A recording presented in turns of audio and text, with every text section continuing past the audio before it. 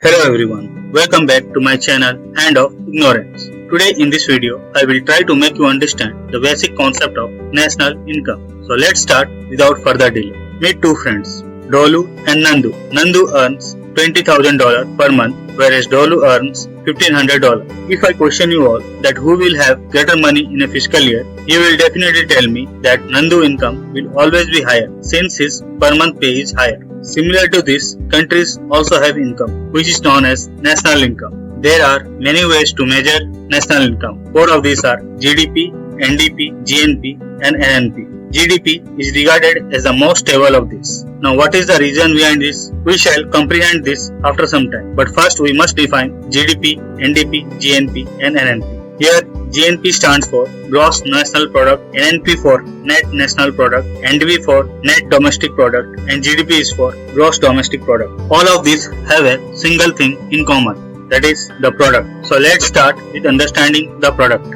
From the smartphone in your pocket, the car you drive, even that fresh cup of coffee you enjoy every morning. These are all tangible and physical products. The cooking oil that comes into our house is a product because it has been produced by a company. Similarly, furniture items like chairs and tables are also a product. These are all physical products. Apart from this, there are also some software products like Oracle Database, Autodesk AutoCAD, Adobe Creative Cloud, and many more that power our digital world. In essence, every product, whether tangible or intangible, has one thing in common. They all have a monetary value.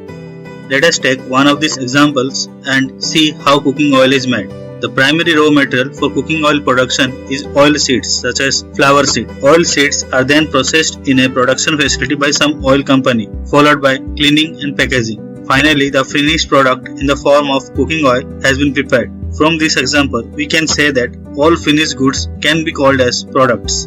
Now, apart from this, services are also called products. For example, you can see here that in the category of products, the LIC has included insurance plan, pension plans, and unit-linked plans, which are basically products. This means that services like banking, insurance, and shipping can also be included in the category of products. And now, with this understanding, we can say that a good or services is called a product, and every good or services has a monetary value. If you want to buy cooking oil, then you have to pay for it. And similarly, if you want to avail any service, then you have to pay for it. These goods and services are produced every year within the geographical boundaries of our country. So if we calculate the aggregate value of all the goods produced in a financial year and also calculate the aggregate value of all the services produced in the same financial year and add them, then the value that comes out will be GDP, which is Gross Domestic Product. Gross means total and domestic because we are talking about a thing produced within the geographical boundaries of the country.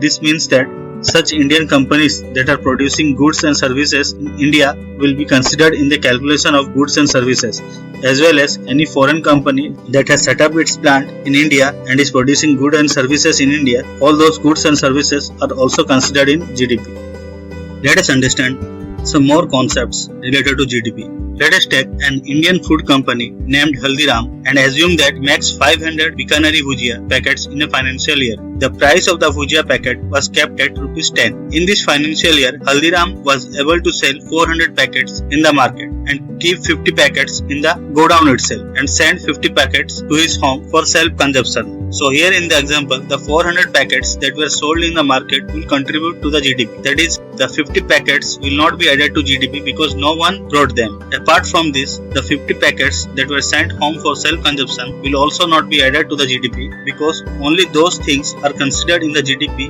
against which the money transaction has taken place. Friends, let us now take another example. In this example, we will talk about steel company whose name is Jim Steel. This company produces steel and we will also know that there are many companies for which steel is a raw material, like automobile companies. Now, if we consider here that in this financial year, the automobile company has sold 100 cars, then the market value of these physical goods will be considered a part of the GDP calculation. But the steel produced by Jim Steel will not be considered in the calculation of GDP because steel is an intermediate good which is used as input input to make other products. So the concept is that we only consider the final goods in the calculation of GDP, and final goods are those which cannot be used for further value addition. But the thing to understand here is why intermediate goods are not considered in the GDP calculation. Friends, let us understand it in details. In this example, we will talk about the two companies. One is Jim Steel, which is making steel, and another is Gem Tool, which is using steel as a raw material. Suppose Jim Steel has produced 10 kg of steel in the financial year, and a Gem Tool has purchased this entire 10 kg steel as a raw material and made it into a tool which is of 10 kg. Now, because of the fact that Jim Steel had sold this 10 kg steel to the Gem Tool for rupees 50, then one can say that this Gem Tool company invested rupees 50 to make this tool. So to decide the price of this tool, first of all, this rupees 50 will be added, and on top of that, the company Gem Tool will add labor cost, transportation cost, ad hoc cost, and its own profit. If everyone gets 30 rupees together, the total will be 50 plus 30, that is equal to 80, which means the company Gem Tool will send the tool in the market for 80 rupees. So we can see that the value of steel has been included by the Gem Tool, and every company does this. Whenever a company buys such an intermediate good, it always considers its raw material in it. Hence, the market value of the tool will be considered in GDP.